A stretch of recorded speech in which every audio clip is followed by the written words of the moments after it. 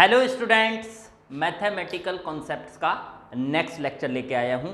पिछले लेक्चर में हमने डिफरेंशियल के बारे में शुरुआत पढ़ ली थी, उसके फॉर्मूले सारे जान लिए थे और आज के लेक्चर में हम उसी को आगे बढ़ाएंगे। रूल्स चल रहे थे हमारे, 4th रूल तक हमने कर लिया था, 2 टर्म्स की मल्टीप्लाई कैसे करनी है। आज हम रूल्स में 5th रूल से स्टार्ट करेंगे। तो ठीक है, आप सभी का वेलकम करता हूं जूम इंस्टीट्यूट के ऑनलाइन प्लेटफॉर्म पे और चलिए शुरू करते हैं। तो रूल नंबर 5, तो रूल्स हमारे चल रहे थे डिफरेंशिएशन के। डिफरेंशिएशन के रूल्स हमारे चल रहे थे बच्चों, उसमें रूल नंबर 5 है हमारा। तो रूल नंबर 5 हमसे क्या कहता है?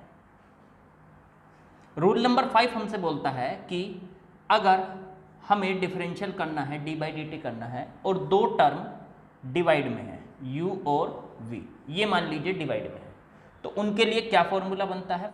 नीचे वाले टर्म का स्क्वायर, फिर नीचे वाले को जू का तू, फिर ऊपर वाली टर्म का differential D you by D T, फिर माइनस लगाइए, फिर ऊपर वाली टर्म को जू का तू और नीचे वाली टर्म का differential D V upon D T. तो ठीक है, सबसे पहले नीचे वाली टर्म का होल स्क्वायर, फिर नीचे वाली टर्म को जू का तू। देखो, इसको याद रखने का ऐसा तरीका है कि नीचे वाली का तो स्क्वायर कर चुके हो ना, उसके साथ कुछ तो हो चुका है, अब उसे जू का तू रखना है। अब ऊपर वाली टर्म का डिफरेंशियल करना है, फिर माइनस, अब ऊपर वाली टर्म को जू का तू रख के और नीचे वाली टर्म का डिफरेंशियल करना है। तो इस तरीके से हमें करना होगा। एक एग्जाम्पल लेता हूँ बहुत बढ़िया सा। D by D T of, मान लीजिए हमको tan t का डिफरेंशियल करना है। सर sec स्क्वायर टी आपने लिखवाया है, कोई बात नहीं, भूल जाओ कि मैंने लिखवाया है। मैं इसको sin t अपॉन में cos t लिख सकता हूँ कि नहीं? बिल्कुल पढ़ा होगा 10th में, बचपन में पढ़ा है हमने सर। तो ठीक है, अब आपको क्या करना है? फॉर्मूला लगाना है। नीचे वाले टर्म का होल स्क्वायर करना है क्योंकि 2 टर्म डिवाइड में है और डिवाइड में होती है टर्म, तो क्या करना है? नीचे वाले टर्म का होल स्क्वायर, फिर नीचे वाली टर्म को जू का तू, फिर ऊपर वाली टर्म का differential D by D T of sine T, फिर माइनस, अब ऊपर वाली टर्म को जू का तू और नीचे वाली टर्म का differential D by D T of cos T. चलिए जरा इसको सॉल्व कर लेते हैं। ये आ चुका है कॉस टी, साइन टी का डिफरेंशियल कॉस टी, फिर माइनस साइन टी इंटू में कॉस टी का डिफरेंशियल माइनस साइन टी, ये वही फॉर्मूले जो हम यूज़ करते आए हैं, अपॉन में कोस स्क्वायर टी। ये बन चुका है ऊपर कोस स्क्वायर टी माइनस ये माइनस प्लस हो जाएगा और sine T into sine T sine square T upon में कोस स्क्वायर टी। अब cos square T plus sine square T, याद है sine square x plus cos square x, sine square A plus cos square A 1 होता है, तो 1 upon में cos square T, और 1 upon कोस क्या होता है? सेक, तो ऊपर जाके ये सेक स्क्वायर टी बन जाएगा। मेरे ख्याल से कहानी समझ में आ गई कि tan t का डिफरेंशियल सेक स्क्वायर टी कैसे आया था। चलिए अब यहां से एक और क्वेश्चन को आगे बढ़ाते हैं, एक और लेते हैं, कुछ इसी टाइप का लेंगे। D by D T of, जैसे हमारा 1 अपॉन में टी की पावर 4। आप सोचोगे कि सर 1 अपॉन में टी की पावर 4 का, तो टी की पावर 4 को ऊपर ले जाओ, वो बन जाएगी टी की पावर -4, तो उससे हो जाएगा टी की पावर n का फॉर्मूला लग जाएगा, पावर सामने आ जाएगी, उससे हो जाएगा। अच्छा, क्या हम इससे नहीं कर सकते? अगर हम सोचें अपने मन में, ऐसे सोचें कि सर है तो ये भी अपॉन में, क्या हम इसको नहीं कर सकते? ऐसे क्यों नहीं कर सकते? बिल्कुल कर सकते हैं। हम करेंगे नीचे वाली टर्म का होल स्क्वायर, अब नीचे वाली टर्म को जू का तू, ऊपर वाली का differential D by D T of 1, फिर माइनस, अब ऊपर वाली टर्म को जू का तू 1 को, ऊपर वाली टर्म तो 1 है ना, और नीचे वाली का differential D by D T of T की पावर 4। ये आ गया सॉल्व करके टी की power 4 D by D T of 1 का डिफरेंशियल कितना होता है? 0 होता है सर। अकेला कांस्टेंट, अकेले को तो हम ऐसे ही फोड़ देंगे। चलो ठीक है, 1 D by D T of 1 into में D by D T of T की पावर 4, टी की पावर 4 का 1 को तो जू का तू रखा और 1 तो इंटू में रहे, वो तो बात एक ही रहेगी, 1 किसी से मल्टीप्लाई होकर वही रहने देता है। तो टी की पावर 4 का डिफरेंशियल, पावर सामने आ गई, ऊपर एक पावर कम हो गई तो 3 रह गई, अपोन में टी की पावर 8 हो गया, 4 इंटू 2 8 हो गया। चलो अब ये तो 0 हो गया मल्टीप्लाई में करके, ये माइनस में 4t की पावर 3 अपॉन टी की पावर 8, माइनस में 1 से मल्टीप्लाई करके यही रहा 4t की पावर 3 और अपॉन में t की पावर। अब 3 पावर इसमें से कट जाएंगी तो कितनी बचेंगी, 5 बचेंगी। तो आंसर आ गया माइनस का 4 अपॉन में t की पावर 5। यही आपका बच्चों आंसर है। और अगर आप इसको वैसे भी निकालना चाहते थे, देख लो क्या था ये अल्टरनेटिव, तो ये क्या था बच्चों 1 अपॉन में टी की पावर 4, इसका differential D by D T. तो ये क्या आया आपका, ये आया टी की power -4 D by D T. तो ये कितना आ जाता, पावर सामने आ जाती और ऊपर एक पावर कम हो जाती, तो कम हो जाती तो -5 हो जाती। अब इस पावर को -5 को नीचे ले जाते तो माइनस का 4 ऊपर रह जाता और ये जाके प्लस में हो जाती, तो -4 अपॉन में टी की पावर 5, ये आपका आंसर आ जाता। देखो वही आ रहा है। तो इसको ऐसे भी निकाल सकते हैं, लेकिन इतना बड़ा कौन करेगा, करना तो ऐसे ही है। मैंने तो बस आपको इस फॉर्मूले का यूज़ बताया, कहीं होगा तो करना होगा। मेरे ख्याल से ये 5 के 5 फॉर्मूले आपको क्लियर हो गए कि ये रूल्स जो हैं हमें क्लियर हो गए कि करना क्या है। अब बात करते हैं हमारा जो लास्ट रूल है, बहुत इंपॉर्टेंट, वेरी वेरी इंपॉर्टेंट। ये सब बेसिक है, वो बहुत ज़्यादा यूज़ होगा। उसको कहते हैं बच्चों चेन रूल। उसको मैं 6th कैटेगरी में रखूँगा या 6th रूल में रखूँगा और उसको कहेंगे चेन रूल। अब ये चेन का क्या मतलब है, चेन वर्ड क्यों आया यहाँ से? चेन वर्ड इस वजह से आएगा क्योंकि इसमें एक चेन बनती है, एक के बाद एक का डिफरेंशियल, उसके बाद दूसरे का डिफरेंशियल, तो एक चेन बनती है, इसलिए इसको चेन रूल बोला जाता है। कहाँ यूज़ होता है, कैसे यूज़ होता है, वो मैं आपको करके बताता हूँ। चलो अभी आपको दे दिया D by D T of sine square T, sine square T का डिफरेंशियल करो, तो आप फंस जाओगे। सर साइन स्क्वायर टी का डिफरेंशियल कैसे कर देंगे, हमें तो साइन टी का डिफरेंशियल पता है, साइन स्क्वायर टी का नहीं पता है, फॉर्मूला तो नहीं पता ना, तो कैसे करोगे, कैसे सोचोगे इसको? तो उसके लिए आपको एक बात सोचनी है, साइन टी का होल स्क्वायर, साइन टी का होल स्क्वायर लिख सकते हैं इसको, बिल्कुल लिख सकते हैं। अच्छा एक बात बताओ, अगर मैं यहाँ पे साइन टी की जगह टी मान लूँ अपने मन में, तो ये बन गया टी स्क्वायर। टी स्क्वायर का तो कर सकते हो डिफरेंशियल, हाँ सर टी की पावर n से कर देंगे, पावर सामने आ जाएगी, टी स्क्वायर का डिफरेंशियल 2t आ जाएगा, पावर सामने आ जाएगी और ऊपर एक कम हो जाएगी और 2t आ जाएगा। हाँ सर उससे तो कर सकते हैं, पर इसे t कैसे मानेंगे? चेन रूल की यही तो खूबसूरती है, चेन रूल आपको किसी को भी t मानने देगा। आपको ऐसे टर्म को t मानना है कि जिससे वो डायरेक्ट कोई फॉर्मूला बन जाए, फिर आप उसका डिफरेंशियल इजीली कर पाओगे। तो साइन टी को t मान लिया हमने, अपने मन में मानना, केवल यहां मत लिख देना। तो ठीक है, साइन टी को t मान लिया। अब t का हो गया स्क्वायर, टी स्क्वायर का डिफरेंशियल बच्चों, टी स्क्वायर का डिफरेंशियल तो सर 2, पावर सामने आ गई और ऊपर एक पावर कम हो गई, तो ऊपर एक कम होके 2 में से एक कम होके 1 रह गया। अच्छा सर आपने टी क्यों नहीं लिखा? टी नहीं लिखना है, लिखना यही है जो है एक्चुअल में, बस अपने मन में मानना है। तो ये टी की पावर 2, टी की पावर 2 में से पावर सामने आ गई और ऊपर एक कम हो गया। अब चेन रूल यहां पे ये कहता है आपसे कि पहले उसे टी मान लो और टी मानने के बाद उसको कर दो, करने के बाद जिसे टी माना उसके डिफरेंशियल से मल्टीप्लाई करनी है, ये है चेन रूल पूरा। तो टी किसे माना था हमने? जिसको भी टी माना करो राउंड कर लिया करो, तो साइन टी को टी माना था, तो साइन टी को टी माना था ना, तो इसके डिफरेंशियल से मल्टीप्लाई करो D by D T of sine T, तो साइन टी के डिफरेंशियल से मल्टीप्लाई कर दो, तो ये बन गया 2 साइन टी इंटू में साइन टी का डिफरेंशियल कितना हो गया, 2 साइन टी तो आ ही गया बाहर। अब D by D T of sine T का डिफरेंशियल कॉस टी। सर ये तो साइन 2t का फॉर्मूला है, आपने बताया था साइन 2t का फॉर्मूला है पिछले लेक्चर में, हाँ वही है। तो 2 साइन टी कॉस टी यहाँ पे भी छोड़ सकते हो आप, और जिसे पता है इसके फॉर्मूले के बारे में वो लिख दो साइन 2t।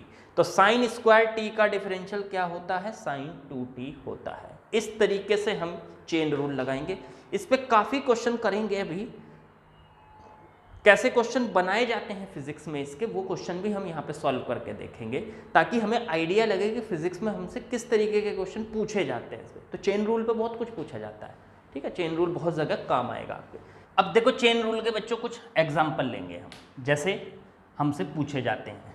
चलिए ठीक है, पहले थोड़े छोटे एग्जाम्पल लेंगे, फिर उस तरीके के भी लेंगे जो फिजिक्स में आते हैं। मान लीजिए हमसे उसने कहा D by D T of under root में tan t, इसका डिफरेंशियल करो। तो आज तक आपने अंडर रूट tan t का डिफरेंशियल फॉर्मूले में नहीं देखा। tan t का जानते हो, हाँ, पर अंडर रूट tan t का नहीं जानते। तो हम क्या करेंगे इसको, हम इसको बच्चों कुछ इस तरह से सॉल्व करेंगे, D by D T of tan t की पावर 1/2, tan t की पावर 1/2। अब होगा क्या, अगर मैं tan t को t मान लूँ, मान लिया tan t को क्या मान लिया, t। अब t की पावर 1/2 बन गया, t की पावर n बन गया। t की पावर n का तो जानते हो आप, ठीक है ना, हाँ सर वो जानते हैं। तो tan t को क्या मान लिया, जिसे t मानोगे ना, इसमें t मानना है, और जिसे t मानोगे उसे राउंड कर लिया करो। तो t माना, राउंड कर लिया। अब t की पावर कितनी है, 1/2। अब t की पावर 1/2 का कैसे करें, पावर सामने आ जाएगी सर, और ऊपर एक पावर कम हो जाएगी, तो 1/2 माइनस 1। अब ये तो हो गया 1/2, पावर सामने आ गई और ऊपर एक कम हो गई। जिसे राउंड किया, मतलब जिसे t माना, उसके डिफरेंशियल से मल्टीप्लाई, तो D by D T of tan t। बस ये याद रखा करो, जिसे राउंड किया, जिसे t माना, उसके डिफरेंशियल से मल्टीप्लाई। अब ये बन चुका है 1/2 tan t की पावर 1/2 माइनस 1 माइनस 1/2। अब d by D T of tan t का differential sec square t, sec square t। तो ये बन चुका है 1/2 t की पावर माइनस 1/2, अगर नीचे ले जाऊं तो प्लस 1/2 हो जाएगी, हाँ। तो ऊपर रह गया sec स्क्वायर t, और नीचे ले गए tan t की पावर 1/2 प्लस में हो गई।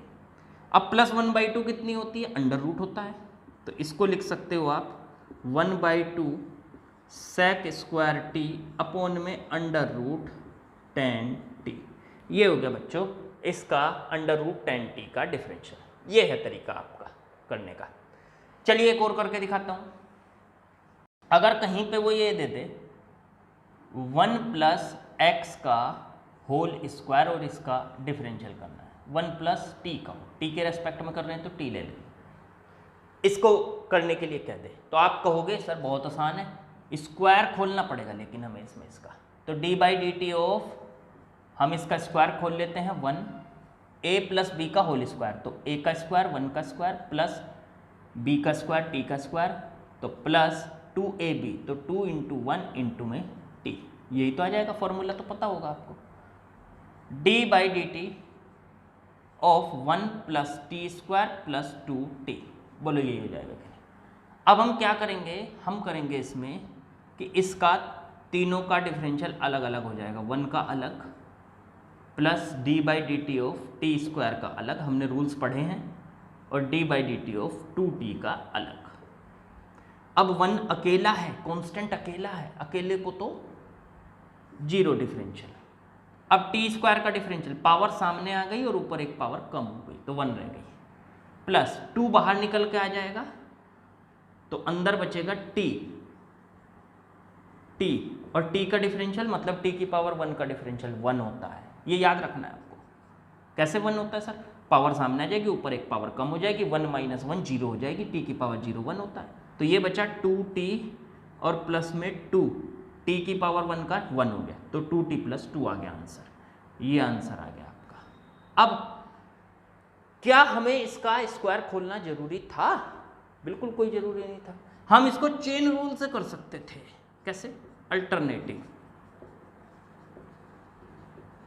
हम इसको चेन रूल से कर सकते थे। कैसे, D by D T of 1 plus T की पावर 2, हम इस पूरे को t मानते, हम इस पूरे को t मानते, 1 प्लस टी को पूरे को टी माना, अब ये बन गया टी की पावर 2।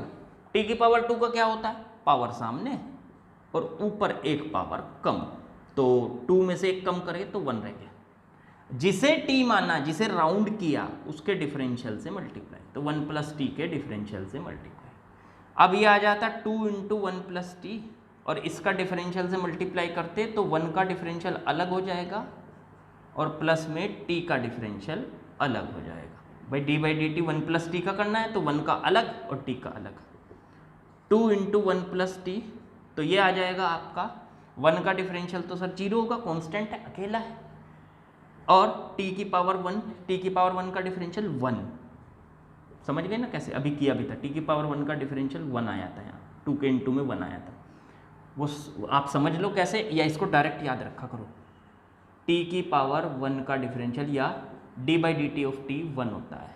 कैसे होता है, पावर 1 है, इसकी पावर सामने आ जाएगी, एक कम हो जाएगी, t की पावर 0 मतलब 1 बचेगा, तो 1 आ गया। अब ये 1 इंटू में है इसके, तो ये आ गया आंसर में 1 प्लस टी इंटू 2। इसको अगर खोलेंगे तो ये 2 प्लस 2t आ जाएगा, देखो यही है। तो चाहे स्क्वायर खोल के कर लो और चाहे चेन रूल से कर लो, यूजिंग चेन रूल। अब चेन रूल का बहुत फायदा है। कैसे सर, एक बात बताओ, यहां तो चलो पावर 2 थी, स्क्वायर था, अगर अगर अगर D by D T of 1 plus T की पावर 2, 3 का फॉर्मूला भी हमें पता होता है, उसे भी लगा सकते हैं, इतनी ना हो गई 100 होती तो पावर खोल सकते थे आप इसके। स्क्वायर तो कर दिया आपने, क्यूब होता वो भी कर देते, पावर 4 चलो वो भी कर देते मल्टीप्लाई करके, लेकिन पावर 100 कहाँ से खोल लेंगे, तो वहाँ पे चेन रूल ही यूज़ करना पड़ेगा हमें। इसको पूरे को क्या मानना पड़ेगा, टी, बिल्कुल। अब पावर सामने आ गई 100 और ऊपर एक पावर कम हो गई, ये टी की पावर 100 बन गया, पावर सामने और ऊपर एक पावर कम 99। जिसे टी माना उसके डिफरेंशियल से मल्टीप्लाई, तो D by D T of 1 plus T. अब 1 का तो 0 हो गया, डायरेक्ट किया करो, अब बहुत प्रैक्टिस कर ली। 1 का तो 0 हो गया, अलग से किया, और टी का अलग से किया, 1 हो गया, तो ये इंटू में पूरा 1 आ गया, तो आंसर आ गया 100 1 प्लस टी की पावर 99। ये है चेन रूल का एक्चुअल में फ़ायदा। तो इस तरीके से अगर हम करेंगे तो चेन रूल का यूज़ करके हम आसानी से कर पाएंगे। अब मैं आपसे कुछ ऐसे क्वेश्चन डिस्कस करता हूँ जो हम फिजिक्स में ज़्यादातर यूज़ करते हैं, जिस तरीके से वो मतलब वहाँ पे देगा कि क्या दिया और क्या कैलकुलेट करना है, ठीक है। चलिए इसमें ऐसे एग्जाम्पल ले लेते हैं। एक बात बताओ, जैसे मान लीजिए हमें दे दिया कि किसी पार्टिकल का जो डिस्प्लेसमेंट है एस क्या है, डिस्प्लेसमेंट, और वो टी पे डिपेंड कर रहा है, T cube plus 3t square और माइनस में 2t प्लस 5, इस तरह से टी पे डिपेंड कर रहा है, मतलब इतने मीटर। देखो डिपेंड करने का मतलब क्या होता है, मतलब ये होता है कि जैसे एस है, एस तो है डिस्प्लेसमेंट, कोई पार्टिकल स्ट्रेट लाइन मोशन में चल रहा है और टाइम के साथ उसका डिस्प्लेसमेंट इस इक्वेशन के अकॉर्डिंग वेरी कर रहा है। मतलब जब हम इसमें t इज इक्वल टू 0 रखेंगे तो ये 0 ये 0 ये 0 5 मीटर आ गया, मतलब हमें ये पता है कि वो पार्टिकल 5 मीटर पे खड़ा हुआ है। t इज इक्वल टू 1 रखेंगे तो ये इस तरीके से समझ सकते हो आप इसका वेरिएशन, कि जब टाइम 0 है, मान लीजिए ये s की लाइन है, यहाँ पे s इज इक्वल टू 0 है, फिर s is equal to 1, s is equal to 2, s is equal to 3, ये लाइन हो गई कि वो कहाँ कहाँ चल रहा है, चलने की लाइन हो गई, उसका डिस्प्लेसमेंट हो गया, ठीक है। अगर हम t इज इक्वल टू 0 पे निकालें तो उसका डिस्प्लेसमेंट कितना आया, 0 0 0 रख दिया हमने, इसमें 0 भर दो, यहाँ t की जगह 0 भर दो, तो ये 0 भरा तो ये 5 आ गया, 5 मीटर पे वो खड़ा हुआ है, तो मान लो यहाँ पे खड़ा हुआ है 4 और 5, तो यहाँ पे है जब टाइम 0 है तो वो पार्टिकल यहाँ खड़ा है, पार्टिकल कह लो, कोई आदमी कह लो, किसी की भी पोजीशन समझ सकते हो आप। अब t इज इक्वल टू 1 पे तो s इज इक्वल टू 1 रखा है इसमें, तो यहाँ 1 प्लस यहाँ 3, यहाँ -2 और यहाँ 5, तो ये कितना हो गया आपका 7 मीटर। तो इसका मतलब 1 सेकंड पे वो 7 मीटर पे पहुँच गया, यहाँ पहुँच गया। कब, t is equal to 1 second पे। ऐसे ही 2 सेकंड पे, 3 सेकंड पे, तो चल तो रहा है ना, वो चल के ही तो पहुंचा होगा भाई। t इक्वल टू 0 पे 5 पे था, फिर 7 पे पहुंच गया, फिर कहीं और पहुंच गया, तो चल रहा है ना।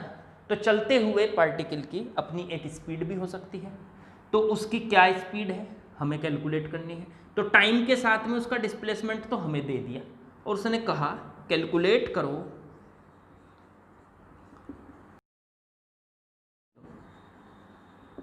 वेलोसिटी ऑफ पार्टिकल, पहला in terms of time, in terms of T के टर्म में। दूसरा कैलकुलेट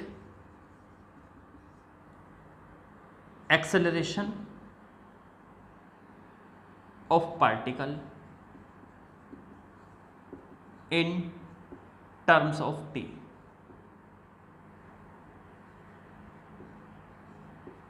टी के टर्म्स में उसका एक्सेलरेशन भी कैलकुलेट करो। सॉल्यूशन करते हैं, चलो। एक बात ध्यान दो, s दे रखा है t की power 3 plus 3t square minus 2t plus में 5, ये दे रखा है आपको। क्या करना है, इसका डिफरेंशियल करना पड़ेगा, क्योंकि देखो वेलोसिटी का फॉर्मूला मैंने बताया था v is equal to D S upon D T, और एक्सेलरेशन का फॉर्मूला होता है a is equal to D V upon D T. मतलब हम सीधे याद रख सकते हैं, डिफरेंशियल करेंगे किसका, डिस्प्लेसमेंट का, तो v मिलेगा, और v का डिफरेंशियल करेंगे तो a मिलेगा। अब यहाँ s है हमारे पास, तो s का डिफरेंशियल करके D S upon D T करके v मिल जाएगा। तो कर दो, दोनों तरफ का डिफरेंशियल कर देते हैं, डिफरेंशिएटिंग बोथ साइड्स, तो डी एस अपॉन में डी टी, तो ये D by D T of T की power 3 plus 3t square minus 2t plus 5, इसका डिफरेंशियल करना है। तो सबका अलग अलग कर देते हैं, हमें रूल पता है, टी क्यूब का अलग, प्लस में D by D T of 3t square का अलग, माइनस में D by D T of 2t का अलग, प्लस में D by D T of 5 का अलग। सबका अलग अलग कर दिया। टी क्यूब का कितना हो गया, 3t स्क्वायर, समझ गए ना, पावर सामने आ गई और ऊपर एक पावर कम हो गई। ये 3 जंप करके बाहर आ जाएगा, अगर मल्टीप्लाई में कोई कांस्टेंट है तो वो जंप करके बाहर आ जाता है। तो 3 बाहर आ गया, अंदर बचा टी स्क्वायर। टी स्क्वायर का डिफरेंशियल कितना हो गया, पावर सामने आ गई और ऊपर एक पावर कम हो गई, 2t। माइनस में ये 2 जंप करके बाहर आ जाएगा, 2 बाहर आ गया, अंदर बचा t। t का डिफरेंशियल कितना हो गया, 1। मैंने कहा ये डायरेक्ट याद रखा करो, t का डिफरेंशियल 1। फिर अकेला बचा कांस्टेंट, कांस्टेंट का डिफरेंशियल 0। तो ये आ गई D S upon D T, मतलब v की वैल्यू। तो ये आ गया v की वैल्यू बच्चों, यहाँ लिख लेता हूँ, 3t square plus 3 into 2 6t और माइनस में 2, ये v आ गया। अब क्या करना है, एक्सेलरेशन निकालना है।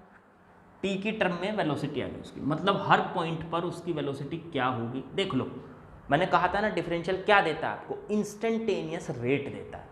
देखो इंस्टेंटेनियस रेट दिया कि नहीं, सर ये तो t के टर्म में दिया, तो हाँ t भरो, इंस्टेंटेनियस रेट निकल जाएगा। मान लो हमने 12 बजे देखना है, तो t की वैल्यू 12, मतलब जो भी सेकंड के हिसाब से बैठे उसकी वो वैल्यू इसमें भर के देख लो। कि 10 सेकंड बाद देखना है, 10वें सेकंड पे देखना है, तो t की वैल्यू 10 रख दो। तीसरे सेकंड में देखना है कितनी स्पीड है उसकी, तो t की जगह 3 रख दो। तो आ रही है ना इंस्टेंटेनियस स्पीड, वही बताया था मैंने, इंस्टेंटेनियस रेट ही डिफरेंशियल होता है। अलग अलग पॉइंट पे निकालना, उसको डिफरेंशियल कहते हैं। ठीक, चलो बात करते हैं। अब a निकालना है, तो a होता है v का डिफरेंशियल, तो v का डिफरेंशियल कर देते हैं dv अपॉन में dt। तो दोनों तरफ का differential d by D T of 3t square plus 6t minus में 2, dv अपॉन dt को लिख लेते हैं a, ये आ जाएगा d by D T of 3t square plus में d by D T of 6t, फिर माइनस में d by D T of 2, ये आ चुका है a इज इक्वल टू 3 बाहर आ जाएगा जंप करके, अंदर रह जाएगा t स्क्वायर, प्लस 6 बाहर आ जाएगा जंप करके, अंदर रह जाएगा d by D T of t, और माइनस 2 अकेला है तो उसका डिफरेंशियल 0। बस इसका तो करी, तो काम खत्म करो। ए की वैल्यू आ गई 3, टी स्क्वायर का डिफरेंशियल 2t, समझ गए, पावर सामने ऊपर एक पावर कम। 6, टी का डिफरेंशियल 1, हमने सीखा भी 1, तो ए की वैल्यू आ गई 6t प्लस 6 मीटर पर सेकेंड स्क्वायर, इसे भी लिख लो मीटर पर सेकेंड। तो ये ए की वैल्यू टाइम की टर्म में आ चुकी है। अब वो कभी कभी ऐसे पूछ लेता है कि टाइम की टर्म में ये तो जो इसने दिया था वो हमने निकाल दिया, लेकिन कभी कभी वो ऐसे पूछ लेगा find A at T is equal to 5 second पे हमें ए बताओ। तो ए की वैल्यू टी की टर्म में आ चुकी है, उसमें टी की जगह 5 है वो भर दो, तो ए की वैल्यू क्या आ जाएगी 6 इंटू में टी की जगह 5, हमें 5 पे निकालना है ना भाई, टी किसी भी टी पे तो आ गया 6t प्लस 6, हमें निकालना है 5 पे, तो 5 इसमें भर दो, तो 6 इंटू 5 प्लस 6, ये आ गया 30 प्लस 6, तो ये आ गया बच्चों 36 मीटर पर सेकेंड स्क्वायर। ये तरीका हो गया आपको ए कैलकुलेट करने का। मेरे ख्याल से बात कहानी समझ में आ गई आपको बिल्कुल बढ़िया से, ठीक। ऐसे ही जैसे वो v भी पूछ सकता था किसी टाइम टी पे, उसने पूछ लिया v बताओ, find v at t is equal to 1 second, 1 second पे बताओ v। तो 1 सेकेंड पे अगर उसने v पूछा तो v की वैल्यू इसमें 1 भर दो t की जगह, तो 3 इंटू में 1 का स्क्वायर प्लस 6 इंटू में 1 और माइनस में 2, 3 इंटू 1 का स्क्वायर 3 बचा, 6 और माइनस 2, ये आ गया आपका 7 मीटर पर सेकेंड। देख लो जरा, यही आ रहेगा 6 प्लस 3 9 माइनस 2 7। इस तरीके से v किसी एक पर्टिकुलर टाइम पे या a एक पर्टिकुलर टाइम पे आप कैलकुलेट कर पाओगे, ठीक। ये कहानी तो समझ में आ गई होगी कि किस तरीका फिजिक्स में आपसे वो क्वेश्चन पूछ सकता है, वो कुछ भी रेट निकलवा सकता है, इंस्टेंटेनियस रेट। डिफरेंशियल आपको करना आना चाहिए, अपने आप हो जाएगा काम। चलिए इसमें एक और एग्जाम्पल लेता हूँ आपके सामने बच्चों। मान लीजिए हमें कहीं पर डिस्प्लेसमेंट जो s है, s की जगह वो x भी दे सकता है, कभी कभी y भी दे सकता है, y ले लेते हैं, चलो y किसी पार्टिकल का डिस्प्लेसमेंट है और वो a साइन ओमेगा t है। थोड़ा सा लीक से हट के अलग तरीके का बताता हूँ, ऐसे भी आ जाते हैं, जहाँ a और ओमेगा, t तो टाइम है, a और ओमेगा कॉन्स्टेंट है, where a and omega are constant, constant जैसे 2 3 4 कुछ भी हो सकते हैं, और y दे रखा है डिस्प्लेसमेंट, डिस्प्लेसमेंट ऑफ पार्टिकल, और t दे रखा है टाइम। चलिए ठीक है, अब आपसे पूछा है फाइंड वेलोसिटी, पहला वेलोसिटी ऑफ पार्टिकल एंड दूसरा फाइंड एक्सेलरेशन ऑफ पार्टिकल। किस टाइम पे, ये तो कहानी, तो t की टर्म में निकालना है, समझो। चलो ठीक है, सॉल्यूशन करते हैं इसका बच्चों। आप इसको वीडियो को पॉज करके अपने आप भी करके देख सकते हो, वैसे मैं करा ही रहा हूँ। तो चलो सॉल्यूशन करते हैं। y जो है वो डिस्प्लेसमेंट है a sign omega T, y का डिफरेंशियल करूँगा तो क्या मिलेगा, dy upon D T. Displacement का डिफरेंशियल करते हैं तो वेलोसिटी मिलती है, तो D by D T of a sign omega T, इसका डिफरेंशियल कर रहे हैं, dy बाई डी टी बन गया वेलोसिटी v, इसका डिफरेंशियल करेंगे a जंप करके बाहर आ जाएगा, कांस्टेंट है, D by D T of sine omega T. अब साइन टी का तो डिफरेंशियल हम सर जानते हैं, लेकिन यहाँ तो साइन ओमेगा टी है, तो ओमेगा टी को मान लो टी, राउंड कर दो उसको। अब तो जान गए, ओमेगा टी को टी माना तो ये बन गया साइन टी। साइन टी का डिफरेंशियल बच्चों, साइन टी का डिफरेंशियल हो गया कॉस टी, तो कॉस ओमेगा टी, जिसे राउंड किया उसके डिफरेंशियल से मल्टीप्लाई, तो D by D T of omega T. ये आ चुका है a कॉस ओमेगा टी। अब ओमेगा टी का डिफरेंशियल, ओमेगा टी का डिफरेंशियल, ओमेगा तो कांस्टेंट है, बाहर कूद के आ जाएगा, तो ओमेगा बाहर, और D by D T of T. अब a cos omega T into में ओमेगा टी का डिफरेंशियल हो गया बच्चों 1। ठीक है ना, ओमेगा तो बाहर आ गया था, अंदर बचा D by D T of T, T का डिफरेंशियल हो गया 1। अब इस ओमेगा को, ये तो कांस्टेंट है, इस ए के साथ लिख लो, तो ये बन गया ए ओमेगा कोस ओमेगा टी। इसको कहते हैं वी। ये उस पार्टिकल की वेलोसिटी आ गई जिसका डिस्प्लेसमेंट ए साइन ओमेगा टी था। अब बात करते हैं इसका एक्सेलरेशन निकालने के लिए। तो v तो आ गया हमारे पास, A omega cos omega T, v तो आ चुका है। इसका कर दीजिए डिफरेंशियल फिर से, तो D V by D T, D by D T of A omega cos omega T. अब यहां से बच्चों कांस्टेंट है ए और ओमेगा, इनटू में है, बाहर आ जाएंगे। ए ओमेगा पूरा कांस्टेंट है, D by D T of cos omega T बचा अंदर, इसे टी मान लो, इसे टी मान लो। कॉस ओमेगा टी में ओमेगा टी को क्या मान लेते हैं, टी मान लेते हैं। A omega cos omega T, omega T को क्या माना, टी, तो कॉस टी का क्या होता है, माइनस साइन टी, तो ये आ गया माइनस का साइन ओमेगा टी। और जिसे टी माना, जिसको राउंड किया, उसके डिफरेंशियल से मल्टीप्लाई, ओमेगा टी के डिफरेंशियल से मल्टीप्लाई। ये आ चुका है माइनस बाहर, A omega sine omega T into में ओमेगा बाहर आ जाएगा, अंदर बचा टी, टी का डिफरेंशियल हो गया 1, सीधे लिख देता हूँ, तो ये आ गया। अब ये ओमेगा इनटू में यहाँ ओमेगा, तो ए ओमेगा स्क्वायर हो गया साइन ओमेगा टी। ये D V upon D T मतलब ए बन गया, एक्सेलरेशन बन गया। इस तरीके से आप चेन रूल का यूज़ करके कैलकुलेशन कर सकते हो। अच्छा, इसमें एक टर्म आपको और देखने को मिलती है, वो होता है डबल डिफरेंशियल। डबल डिफरेंशियल क्या होता है, basically D by D T को कहते हैं, जैसे मान लो D by D T of S करना है, तो इसको क्या बोलेंगे, डी एस अपॉन में डी टी। इसको कहते हैं बच्चों सिंगल डिफरेंशियल, एक बार डिफरेंशियल किया, सिंगल डिफरेंशियल। अगर हम इसका एक और बार करते हैं, मतलब D by D T of D S by D T, किसी डिफरेंशियल का डिफरेंशियल दोबारा करते हैं, तो उसको कहते हैं डबल डिफरेंशियल।